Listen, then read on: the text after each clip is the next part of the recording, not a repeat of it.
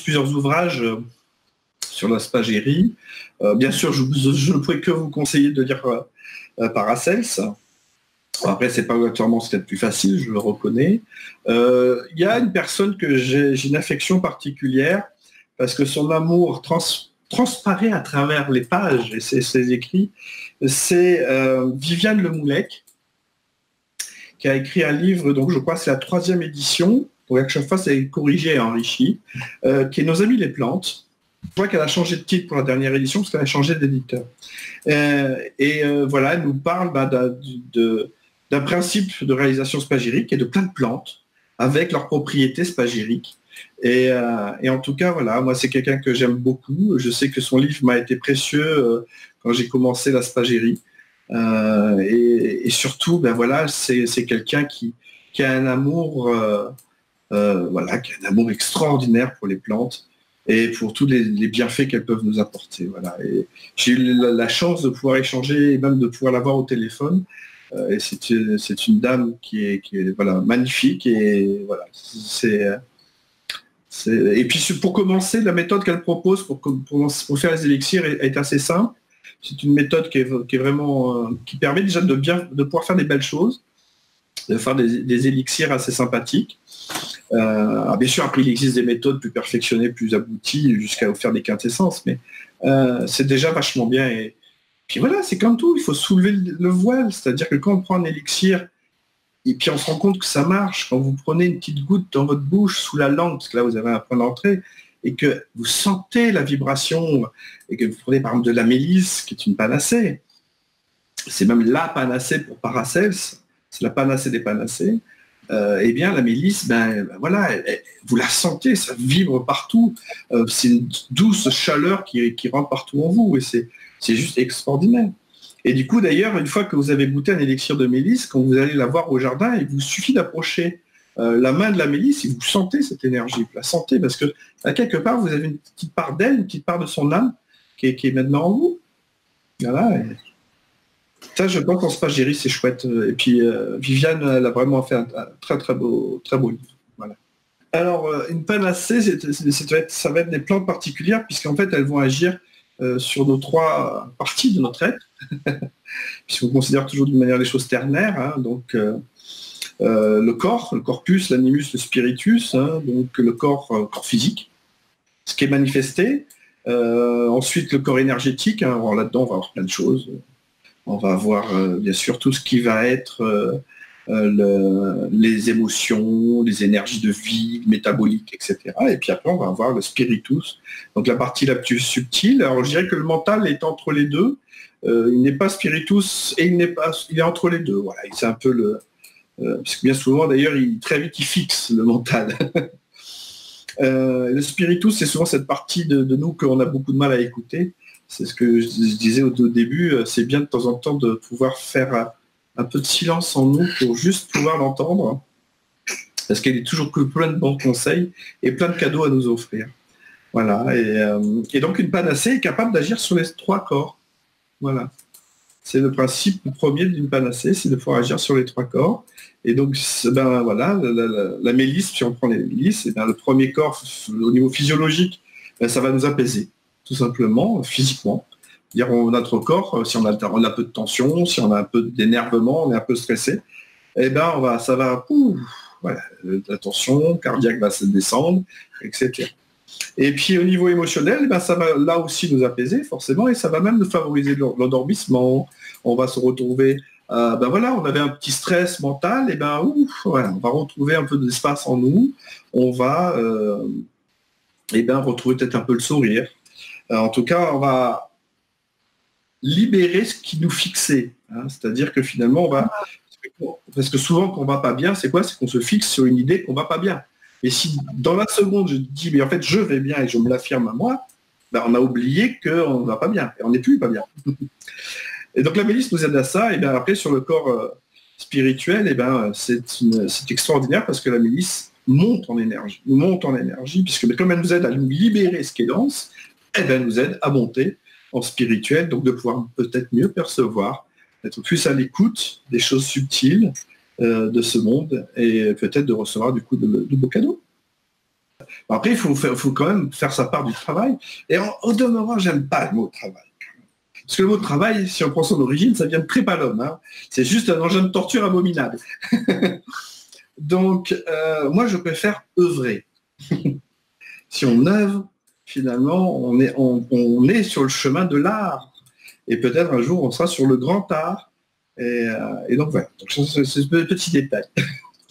Et donc, voilà, la mélisse, c'est le gros avantage notamment des plantes, c'est qu'elles ont des propriétés pour nous aider. Et si on est capable d'extraire ça, on va avoir des outils pour nous aider quand on n'arrive pas nous-mêmes à avoir suffisamment d'espace en nous. Mais cet espace, on apprend à le construire aussi. Comme je vous disais tout à l'heure, on avance par expérience et par imitation. Donc si on n'a jamais vécu l'expérience et on n'a jamais vu autour de nous quelqu'un qui est capable de prendre une différenciation par rapport à un problème en lui, on ne sait pas faire. Et c'est malheureusement le cas de 99,9% des gens d'entre nous. Et bien souvent, il va falloir une grosse épreuve, un gros truc qui nous tombe sur la tête, la grosse enclume des textes Avery, et pour qu'un jour on commence à se poser la question que peut-être il serait temps de changer de mode de fonctionnement. Voilà. Et bien l'alchimie nous le propose avec une voie beaucoup plus douce, c'est de pouvoir trouver des outils qui nous font vivre. C'est le moment d'apaisement, d'espacement, nous, parce que je vous parlais de la mélisse, mais je peux vous parler du millepertuis, qui est juste extraordinaire, qui est aussi une panacée, ou alors là, qui est l'antidépresseur bien sûr connu, et pas que l'antidépresseur, ça ouvre le cœur complètement. Vous avez vraiment l'impression voilà, que avec du millepertuis, vous avez l'impression que votre cœur s'ouvre, que vos émotions, votre amour, tout ça devient plus grand, plus brillant, plus solaire, voilà. Mais du coup, vous l'avez vécu. Donc, vous le connaissez. Donc, après, vous pouvez imiter cet état quand vous ne sentez pas. Au début, on a besoin de l'élixir, et puis progressivement, on va avoir moins en moins besoin. Et quand cette expérience sera partie de nous, on l'appellera à volonté. C'est ça le but. Hein. Le but, c'est pas d'être dépendant, d'être décamé de l'élixir quand même. Hein. Chemin initiatique, comme on dit. Hein. Donc, on va initier un chemin en nous, on va commencer à faire quelque chose, et ce chemin, on va le faire d'abord en nous. Puisque il n'y a pas d'autres solutions d'abord. Tous les sages nous le disaient depuis longtemps, bien sûr, c'est très connu. Connais-toi toi-même et tu connaîtras l'univers et les dieux, nous proposait Socrate. Hein, parce que sur le temple de Delphes, c'était marqué connais-toi toi-même et tu connaîtras l'univers et les dieux. Donc ça veut dire qu'on a tout en nous. Et si on a tout en nous, eh bien, qu'est-ce qui nous empêche d'y accéder? Voilà. Et qu'est-ce qui nous empêche d'y accéder? C'est nos doutes, nos certitudes, nos croyances erronées, etc. Et si on est capable de se libérer de ça, parce qu'on est capable de soulever le voile à chaque fois par petits bouts, où on va démonter des choses qui venaient nous emprisonner, eh bien, on va sortir de la prison, c'est-à-dire on va quitter l'état d'enfermement, l'enfer, pour aller au paradès, l'endroit où on est en pleine harmonie, en pleine unification de nous-mêmes. Donc l'enfer et le paradis peuvent être sur Terre. Une macération, en gros, c'est une infusion améliorée. C'est-à-dire que vous n'avez pas purifié les composants. Vous avez concentré certaines parties de la plante. Alors bien sûr, vous avez concentré et son énergie et du sel, enfin différentes choses. Et d'ailleurs, si on concentre au maximum, on va obtenir quoi? On va obtenir une huile essentielle. En fait, la technique aboutie de la macérat, c'est finalement obtenir une huile essentielle. Une huile essentielle, on le sait, hein, c'est quelque chose qui est très très puissant, au niveau vibratoire, au niveau énergie. Et d'ailleurs, souvent, on ne peut pas les avaler parce que c'est trop violent pour nous. C'est une agression pour notre corps. Alors, on va utiliser un brumisateur ou alors on va les diluer ou les mettre sur, par exemple, le creux de la paume des mains, pas de la paume, pardon, des poignets, qui sont des portes d'entrée. Voilà. Ou on va mélanger avec du miel, on va mettre une goutte, etc. Si on va utiliser des choses qui vont nous permettre d'adoucir tout ça. Alors déjà, vous pouvez une chose qui est le meilleur moyen de transmettre ça, ça va être déjà un alcool. D'ailleurs, pas n'importe quel alcool idéalement, ça va être l'alcool de vin, parce que le seul mercure universel du règne végétal, c'est l'alcool de vin. Donc, vous pouvez le mettre dans du vin, hein, une petite goutte dans un vin, alors vous n'êtes pas obligé de vous siffler une bouteille, hein, un petit peu. Ou comme le docteur Bach nous l'expliquait, le mettre dans du cognac ou de l'armagnac, puisque c'est encore mieux, puisque le degré d'alcool y est supérieur, et vous diluez, alors dans un tout petit verre, bien sûr, de cognac ou d'armagnac, quelques gouttes d'huile essentielle, et vous aurez donc un messager qui va nous permettre d'apporter l'information à notre corps. Voilà. Donc voilà comment faire, on va dire, un élixir en urgence. Et voilà, c'est en urgence qu'on n'a pas d'autre solution, puisque finalement le cognac a déjà de l'information, c'est le fût de chêne. Hein, et oui, donc, puisque ça a été dans un fût de chêne, et donc ça a récupéré l'information du chêne. Et le chêne, bah, ça plaît plutôt aux hommes, et même moins aux femmes. Parce que l'énergie est plus une énergie de terre, une énergie masculine, et voilà, on campe le type à la Obélix, quoi, hein, le menhir, quoi. Donc c'est travailler avec les plantes, mais on va travailler différemment. Si vous voulez, quand on va prendre une huile essentielle, ou qu'on va prendre, comment ça s'appelle, les extractions alcooliques de différentes plantes, on va récupérer différentes parties de la plante, avec des informations. Et les plantes viennent nous aider, en fait, si vous voulez, viennent nous réharmoniser, viennent compléter ce qui ne va pas en nous, finalement, viennent nous donner un coup de main. Alors, comment on prédire? Déjà, d'une manière au niveau puissance, on va commencer peut-être par ce qui est le plus simple à percevoir. Si vous mangez une fleur comme ça, il va falloir beaucoup en manger pour que ça commence à faire effet. C'est pour ça qu'il y a des plantes, on conseille aux gens de les manger régulièrement dans des salades, etc., afin de pouvoir bénéficier à force, dans la durée, des propriétés, comme mettre du curcuma, par exemple, dans sa vinaigrette. Eh ben, ça a des propriétés anti-inflammatoires, mais il faut en manger régulièrement, ça ne va pas être au bout d'une semaine. Hein, ça peut-être au bout d'un mois que vous commencerez à avoir les effets. Alors ça, c'est la première étape, c'est l'étape 1, on va dire que c'est la puissance 1. Et puis après, vous faites une infusion, et cette infusion, vous la concentrez. Finalement, c'est ce qui vous a été offert. C'est un macérat. Et donc, forcément, ça va augmenter la puissance. Mais vous allez récupérer, en fait, finalement, les parties solubles dans l'eau de la plante. Donc, il vous manque des parties qui ne sont pas solubles dans l'eau. Des parties qui sont solubles dans l'alcool. Grosso modo, hein, il y a deux principes différents. Sachant que les plus subtiles sont celles qui sont extractibles à l'alcool. Alors c'est quoi subtil? Ça veut dire que c'est plus pénétrant, parce que forcément ça a moins de matière. Hein, donc ça veut dire que c'est plus pénétrant, donc c'est plus performant, entre guillemets.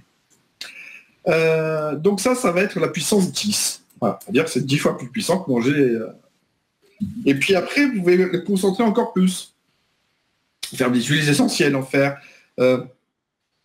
Pardon, excusez-moi, avec par exemple un vecteur, hein, un mercure, un messager, avec donc on va retrouver un peu cet esprit dans les fleurs de Bach, etc. Et là, vous pouvez considérer que vous êtes dans la puissance 100. Et puis après, vous pouvez faire un élixir. Ah, un élixir, ça commence à déjà parler autre chose. Pourquoi? Parce qu'un élixir, vous allez récupérer de l'information, du soufre, du sel de la plante, du mercure de la plante. Et surtout, vous allez commencer par purifier. Purifier un décor. Alors que les autres, avant, vous n'avez pas purifié. Et si vous purifiez, forcément, vous enlevez la part d'ombre de la plante, c'est-à-dire la part de la résistance qui est due à sa propre vie, à sa propre existence, ces souffrances de la plante. Elle a été attaquée par tel insecte ou tel champignon, il y a eu trop de soleil, pas assez d'eau, etc. Donc, toutes les résistances, comme nous, hein, à chaque fois qu'on vit une expérience douloureuse, on construit des résistances, ce qui fait notre... Et si on n'apprend pas d'ailleurs à s'en débarrasser, on finit par mourir. Et la plante, elle fait pareil. Et donc, le but, c'est d'enlever ces parts d'ombre. Hein. Et donc, on va commencer à purifier. Mais il faut purifier les 3 corps, idéalement. Le sel, le soufre et le mercure. Alors, la première, la plus facile à purifier, ça va être le sel. C'est pour ça que la première étape de fabrication d'un élixir, la première étape, la première manière de fabriquer un élixir, ça va être, on va juste purifier le sel. C'est ce qu'on appelle une alcoolature, ou alors un peu plus proche, un peu différente, mais ça va être la méthode allemande. Enfin, c'est en tout cas la méthode que nous propose Viviane Lemoullec. Ça va être une méthode assez simple, puisqu'on va mettre à infuser de la plante dans de l'esprit de vin. Alors l'esprit de vin, c'est quoi? C'est de l'alcool de vin, donc c'est du vin, tout simplement, qu'on va distiller afin de récupérer son alcool. Alors, il n'y aura pas que son alcool, il y aura de l'eau aussi. Donc, on va récupérer un mercure. Voilà.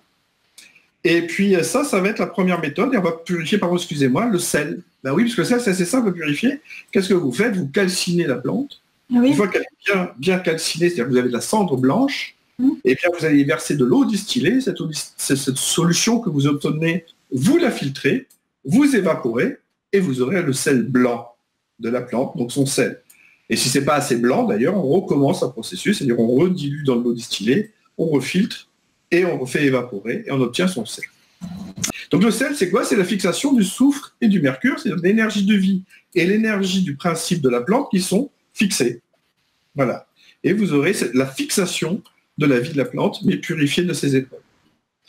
Et puis, on va pouvoir monter comme ça des méthodes de spagyrie jusqu'à arriver aux quintessences. Et quintessence, qu'est-ce que vous faites? Eh bien, vous allez purifier les 3 corps, le sel, le soufre et le mercure. Et bien sûr, le plus difficile à purifier, ça va être le soufre, puisque le soufre est fortement associé à sa part d'ombre, qui est le flegme.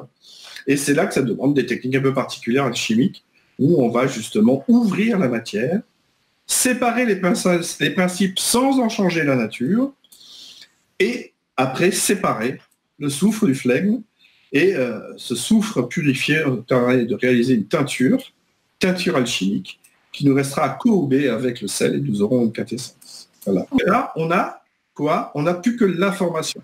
C'est-à-dire, on n'a plus la partie chimique de la plante, on n'a plus ça. On a l'information, c'est-à-dire on a l'âme, on a la partie la plus subtile de la plante. Ce qui fait que, déjà, si la plante avait des toxicités pour le corps, ben, elles n'y sont plus. Ça, c'est quand même pas mal. Hein. Et en plus de ça, les quantités qui nous seront nécessaires, c'est infime. Même une goutte, c'est trop. Alors, des fois, c'est difficile de faire moins qu'une goutte, mais pourquoi? Parce que c'est de l'information pure. Donc, si vous la prenez sur des supports comme sous la langue, qui est une porte d'entrée, ben, vous allez avoir l'information qui va rentrer tout de suite. Et c'est assez génial de le voir en action. Je veux dire, moi, j'ai l'exemple d'une fois extraordinaire d'une personne qui était venue pour un séminaire de spagyrie et qui est arrivée avec une sinusite carabine. Mais elle était là plus par curiosité parce que son métier elle était médecin et elle y croyait quand même pas trop. Mais elle avait envie d'y croire. Et moi, je vois qu'elle a une sinusite qui n'arrive même pas à parler, tout juste si elle arrivait à ouvrir les yeux, et je lui donne une goutte d'élixir de curcuma. Dans les 5 secondes, elle n'avait plus. Et elle ne les croyait pas elle-même. Donc voilà, c'est des beaux outils quand même. Hein. On peut faire des choses assez magnifiques. Ce jour-là, je crois que ça a été la plus convaincue de toutes les personnes qui étaient venues, parce qu'elle l'a vécu. Donc, quelque part, elle a vécu un moment de merveilleux. Elle a soulevé un bout du voile. Et quand vous commencez à soulever le voile, et après, vous voulez me passer la tête de l'autre côté, vous voulez tout voir. Et après, vous avez voilà, une soif du merveilleux qui vous remplit progressivement. Voilà.